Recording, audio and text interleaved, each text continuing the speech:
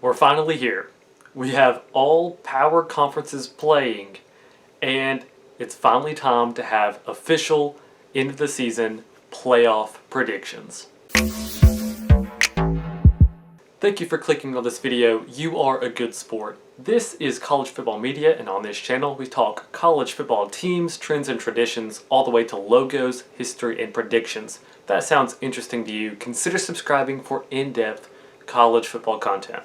It's been a wild ride, to say the least, this offseason. We all know it. Anywhere from thinking that nobody would be able to play to having three conferences, the Big Ten and Pac-12 being out.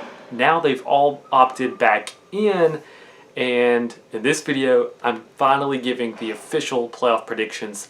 And frankly, it's probably a good thing that I waited. There is still a part of me that wishes the group of five had that still opportune chance to make the playoff this year with the Big Ten and Pac-12 being opted out. But perhaps with the different number of games being played, they might still have somewhat of a chance this year. But that remains to be seen on how the season plays out. So playoff predictions. In 2 weeks ago, the video I gave ACC and Big 12. And just a reminder, I had Clemson over Miami and Oklahoma over Texas. So let's start with the big and mighty SEC. The ones that have trudged through this entire process, scheduled to start this weekend, never wavered in that decision.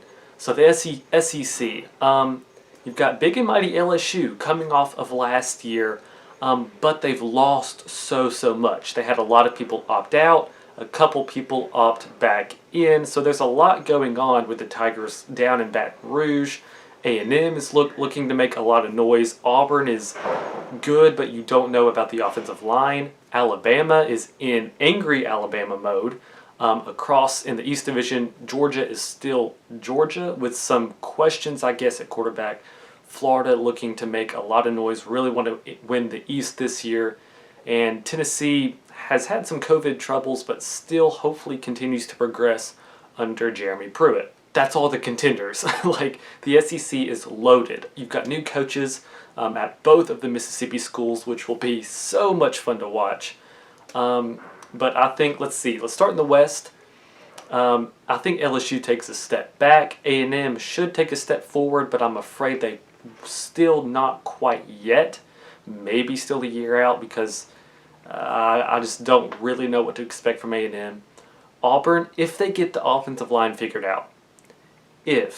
And that is a huge if. You don't know what it's going to be. It's simply just a question. Don't know. It could be answered, like LSU answered a lot of questions last year, but if that question does not get answered well, then Auburn might have a really tough time with this 10-game conference schedule if they can't get offensive line figured out. So they're probably still the biggest question in the West, but because of that shifting, I think Alabama will make it to the SEC championship, probably go 9-1. LSU probably 8-2 or 7-3. Auburn the same, 8-2, 7-3, maybe 6-4. A&M somewhere in that range as well. In the East, Florida, Georgia. Who wins that game? I don't know, but the loser still could have a good chance of making the SEC championship, winning the division, because of the scheduling with the cross-divisional rivals. Georgia has a tough schedule. They might have one of, if not the best defense in the country this season, but their offense, yes, has talent, but I still am not sure how much they're going to progress past the Jake Fromm era. Yes, it's a new quarterback, but how much do you trust in changing the whole system? I don't know. Jamie Newman opted out. JT Daniels isn't even expected to be the starter this week. Again, Georgia remains to be seen, and they have several of their toughest games early in the year. You might look at a couple upsets over Georgia early, such as Auburn or Alabama. Florida, on the other hand, has a much more manageable schedule. For that reason, I am going to pick Florida to go to the SEC championship to play Alabama. Will it work out that way? I don't know. Georgia still is probably the favorite to win that division. But, hey, I want a little bit of fun, a little bit of spice in these predictions, so I'm going to say Florida goes to the SEC championship. In that game, I'm going to pick Alabama to win that game. It could be fairly close, of course, being played, December 19th. Still a long way out from today, but I'm going to pick Alabama to win the SEC. Now let's shift our attention to the Big Ten. The new kids on the block, so to speak. The Big Ten, it'll be fun a lot. I'm so glad that they're playing, and we'll get to see Penn State, Michigan, Ohio State, and the like, Wisconsin, Minnesota, the rest, Nebraska. But this is pretty much Ohio State's conference. There's not really any other better way to put it. Ohio State, I expect to steamroll this schedule this year, partly because they did not slow down at all when the COVID protocol started. Other teams did. They didn't necessarily know what to do. And Ohio State, in a lot of ways, maybe not as much of a gap, but is somewhat kind of like Clemson over the ACC, where it'll be them and everybody else. Now, granted, there is better competition. Penn State, Michigan, Wisconsin are a better 2 through 4 than the ACC has. But this season, Ohio State is really, really good, and they're mad at the Big Ten. They're mad at the way last season ended, and it's only an 8-game schedule. They don't have to play as many as the other guys. And the Big Ten granted them a fairly manageable schedule within the Big Ten, so I expect Ohio State really to steamroll this conference, win the division. Across the way, I would like to see Nebraska win the West Division simply because of how outspoken they were. They've been getting a lot of bad press when the Big Ten re-announced that they were going to play. That I think was not deserved. The Nebraska should be praised for what they did within that conference, because they did the exact same thing that Ohio State did, like vocally in the public, right? But they got dealt a tough schedule. Super hard schedule, and I don't see how they can overcome that this year. Wisconsin and Minnesota got dealt easier schedules, so I think that it will be one of the two, Wisconsin or Minnesota, that win that division. Wisconsin's probably the better team, probably the favorite, but they won it last year, so I'm going to pick Minnesota and PJ Fleck to win that division. That whole division is kind of up in the air, so they'll go play Ohio State. Ohio State wins the Big Ten. Now let's talk some Pac-12. Isn't this interesting? The Pac-12 now is scheduled to play. I think they have an even shorter schedule. They're at 7 weeks, and I don't think it'll be very pretty. The Pac-12, I don't really think they'll have too much respect given to them by, say, the media or really even the playoff committee. Will they still have a chance if a team goes 7-0? Maybe, but I don't think it will be enough.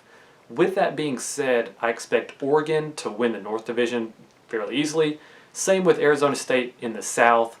They'll meet Pac-12 Championship, which I think might be in Las Vegas this year, and that'll be fun. But I'll pick Oregon over Arizona State in the Pac-12. They might go 7-0 just because of the circumstances, but either way, I think it'll be tough for whoever comes out of the Pac-12 to make the playoff. All right, with all that being said, playoff predictions. This year you have the Rose Bowl and the Sugar Bowl.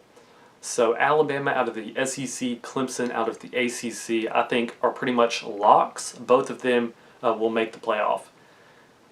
Oklahoma coming out of the Big 12, I think also makes sense. Even if it's somebody else, I say that Big 12 champion will probably make the playoff. And then it comes down to the rest. We've got Cincinnati, who I'm going to pick as the best Group of 5 team. That could be wrong. You could see UCF. They have what seems to be a really good team, so they could come out of the American. Also have teams like Appalachian State out of the Sun Belt, and some other teams, Conference USA. We'll see who comes out of that. And I'm interested to watch Army at Cincinnati this week. There's a game for this week. But with that being said, I think Cincinnati, that's going to be my prediction to win the American and be the best candidate coming out of the Group of 5. So you have Cincinnati, you have Ohio State, and Pac-12 Oregon to be considered for that last spot in the playoff. And like it or not, I think Ohio State, since they, what I will say, go undefeated in the Big Ten and just look so much more dominant, I'm going to say that they make the playoff but are in the fourth spot. They get the fourth seed simply because they played an easier schedule. Well, really just less games. So because of that, they get a low seed but still make the playoff. And I think that's all Ohio State needs. So if Clemson goes undefeated, they're probably the 1 seed. If Alabama goes 9-1, but if Alabama's undefeated, because of the strength of schedule, they might bump Alabama up to 1. I'm gonna put Alabama at 1 simply because Clemson played Ohio State last year, and I don't think the playoff would want to do that twice. So let's put Alabama at 1, Ohio State at 4, Clemson at 2, Oklahoma at 3. So that would mean Alabama, Ohio State in the Sugar Bowl, Clemson and Oklahoma in the Rose Bowl. Let's start with the Rose Bowl. I think Clemson beats Oklahoma. It's that simple. It would be fun to see Clemson in the Rose Bowl. I don't know if they've ever been to the Rose Bowl before, so that would be a lot of fun. Oklahoma, I just still think isn't quite national championship competitive as of yet. A couple years down the road, I do expect they will be in the future, but still not quite yet this year. So Trevor Lawrence and Clemson beat Oklahoma in the Rose Bowl. Sugar Bowl. This, I think, will be a lot more competitive game. And if it wasn't for the Big Ten reinstating their season, I would pick Alabama. But I think Ohio State has so much lit under their fire that I think Ohio State makes the national championship game. And as consequence, beats Alabama and in the Sugar Bowl. So Clemson, Ohio State in the national championship in Miami. A lot of fun, a good game, and for my prediction, 2020 season, I think Ohio State wins the national championship. So yeah, there will be a lot of people, if this happens, to complain about, say, put that asterisk there on that championship, simply because they played a lesser schedule and the Big Ten has been made to look like fools. And then if Ohio State goes on to win the championship, then the Big Ten would kind of look like, hey, we're the ones that made the right decision here. And that would be a lot of controversy. But hey, what's college football without controversy? So I just think Ohio State is so determined and so ready to compete and to win. And I think they have all the talent in the world to do it. And I think it just works out for them this year. I think, yes, there is a benefit to playing less games in the Big Ten, but I still think that they will be dominant enough to be good enough to make the playoff. I think if they make the playoff, that's the larger question. Whereas it's easier to answer once they're in the playoff that they'll make the championship game. And of course, once you're there, depending on who you play, that game is just kind of, it's the championship game. And I predict Ohio State to win that game for this year. So yeah, if this season was not reinstated by these conferences, these predictions would be completely different. But that's what makes this fun, and that's what makes college football something to love. It's not uniform. It's chaotic. That's what I love about it. So thank you for watching this video, spending your time all the way till the end of the video. I greatly appreciate it. If you enjoyed it, consider hitting the like button and subscribing for more in-depth college football content throughout this entire season. So again, thank you for watching. Until next time, be good now.